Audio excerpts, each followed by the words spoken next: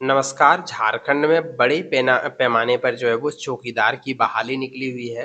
ये बहाली एक ज़िले से ना नहीं बल्कि अलग-अलग ज़िलों से निकाली गई है। तो आइए सबसे पहले हम लोग डिटेल से देखते हैं कि किस-किस ज़िले में चौकीदार के पदों की वैकेंसी निकाली गई है।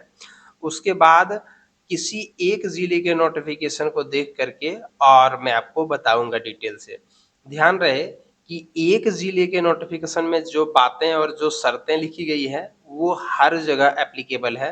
तो अगर आप किसी एक ज़िले का नोटिफ़िकेशन भी पढ़ लेते हैं, तो आप यही समझिए कि वही नियम बाकी सभी ज़िलों में भी लागू है। ये वाला फॉर्म जो है वो ऑफ़लाइन मोड से भरा जाएगा, आपको भर कर के स्पीड पोस्ट करना है और इस प्रकार से आप जो है वो इसमें अप्लाई कर पाएँगे। आप जिस इलाके के रहने वाले हैं, वहाँ अगर वैकेंसी निकली है, तभी आप इस वैकेंसी को भर सकते हैं, अन्यथा नहीं भर सकते हैं। तो आइए सबसे पहले हम देख लेते हैं कि किस-किस जिले से वैकेंसी आई है। तो आपके सामने अभी स्क्रीन पर जो दिख रहा है, वो पूर्वी सिंहभूम है। यहाँ से वैकेंसी आई है चौकीदार के पदों की और अब मैं आपको यहाँ पर ये दिखा देता हूँ। ये रहा इसका नोटिफ़िकेशन। प्रत्येक जिला का नोटिफिकेशन मैं डिस्क्रिप्शन बॉक्स में दे दे रहा हूँ, आप वहाँ से डायरेक्ट भी इस नोटिफिकेशन के ऊपर आ सकते हैं। दूसरा जो मैं आपको ज़िला दिखा रहा हूँ, ये है जामताड़ा। इसके ऊपर ऑलरेडी हमने एक डिटेल वीडियो बनाया हुआ था। तो जामताड़ा में भी जो है वो चौकीदार के पदों की वैकेंसी निकाली गई है। तो आप जा इसका भी लिंक मैं डिस्क्रिप्शन बॉक्स में दे दे रहा हूँ, आप चाहें तो इस पीडीएफ को डाउनलोड कर सकते हैं। मैं अभी बताऊँगा कि आप किस प्रकार से इसको जो है वो अप्लाई कर सकते हैं, इसलिए आप पूरा वीडियो को देखिए। सबसे पहले मैं अभी ज़िले को दिखा देता हूँ। तीसरा जो ज़िला मैं आपको दिखा रहा हूँ वो है सरायकेला खरसावां। यहाँ पर भी जो है वो चौकीदार के पदों की वैकेंसी निकाली गई है, सरायकेला खरसावां में। इसके बाद अगला जो मैं आपको ज़िला दिखा रहा हूँ वो है पलामू। पलामू में भी जो है वो चौकीदार के पदों की जो है वो वैकेंसी निकाली गई है। तो इन जगहों पर चौकीदार के पदों की वैकेंसी निकली है। अगर आप एलिजिबल और इंटरेस्टेड होंगे तो आप अप्लाई कर सकते हैं। तो कुल मिलाकर के मैंने अभी आपको दिखाया 4 ज़िले, पूर्वी सिंहभूम, इसके अलावा जामताड़ा, इसके अलावा सरायकेला खरसावां, इसके अलावा पलामू। इन 4 ज़िलों से जो है वो वैकेंसी आई है चौकीदार के पदों की। अब किसी एक नोटिफ़िकेशन को आप पढ़िए और उसी के आधार पर जो है वो आप इसमें अप्लाई कर सकते हैं, क्योंकि नियम सब जगह समान ही है। लेकिन उससे पहले मैं आपको दिखा देता हूँ कि ये वाला जो आप देखेंगे कि नोटिफ़िकेशन को जब आप डाउनलोड करेंगे, तो वहाँ पे आपको ये वाला एक फॉर्म मिलेगा। इसको इसके अलावे ये वाला फॉर्म मैं आपको शुरू से दिखा दे रहा हूँ यहाँ से। ये वाला फॉर्म आपको भरना है, उसके बाद फिर ये वाला पेज नंबर 2, फिर ये पेज नंबर 3, इन सबों को भरना है फ़ोटो वगैरह चिपका करके और अपना अभी प्रमाणित किया हुआ फ़ोटो यानी फ़ोटो के ऊपर क्रॉस साइन करके आपको जो है वो भेज देना है। ये 3 पेज का फॉर्म है, ये 3 पेज को भर करके अपना साइन वगैरह करके इसके साथ आपको अपना शैक्षणिक डॉक्यूमेंट यानी इसमें 10वां पास होना अनिवार्य है। तो वो शैक्षणिक डॉक्यूमेंट, इसके अलावे एक एक्स्ट्रा लिफाफा डालना है जिस पर 26 रुपए का डाक टिकट लगाना है और दाहिने साइड में अपना पता लिखना है और उस लिफाफे को भी इस लिफाफे के अंदर में डाल करके आपको भेजना है। एक बार पुनः आप सुन लीजिए।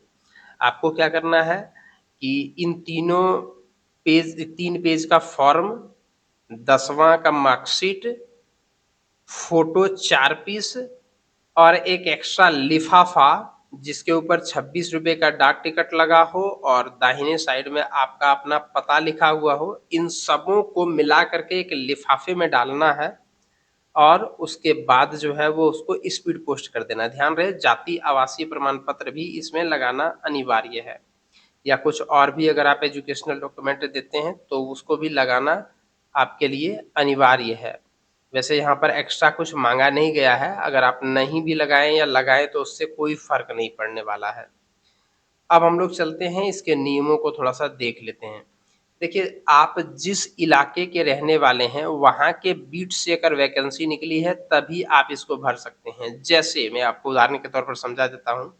अंचल का नाम है जमशेदपुर, थाना का नाम है परसूडी और बीट संख्या 1/6। बीट का नाम है छोटा गोविंदपुर और बीट के साथ जो गांव है वो है छोटा गोविंदपुर, यशोदा नगर, सुभाष नगर, महतौडी, गोविंदपुर। यानी कहने का मतलब ये है, अगर आप इन सब गांव के रहने वाले हैं तभी जाकर के आप इस पद के लिए अप्लाई कर सकते हैं, अन्यथा नहीं कर सकते हैं। अगर ये सब गांव के रहने वाले हैं तभी जाकर के आप इस बीट में अप्लाई कर सकते हैं। अगर आपके गांव का लिस्ट इसमें नहीं दिख रहा है तो आप नहीं अप्लाई कर सकते हैं, क्योंकि नियम ही वैसा है कि आपको उस बीट का जो है वो होना अनिवार्य है। और ये इसका जमशेदपुर में जो आप ये वाला देख रहे हैं, ये इसमें आप देख सकते हैं ये है पता जहाँ पर आपको भेजना है, पूर्वी सिंहभूम वाला। प्रभारी पदाधिकारी चौकीदार नियुक्ति को संघ उपायुक्त का कार्यालय पूर्वी सिंहभूम जमशेदपुर, पिन नंबर इतना।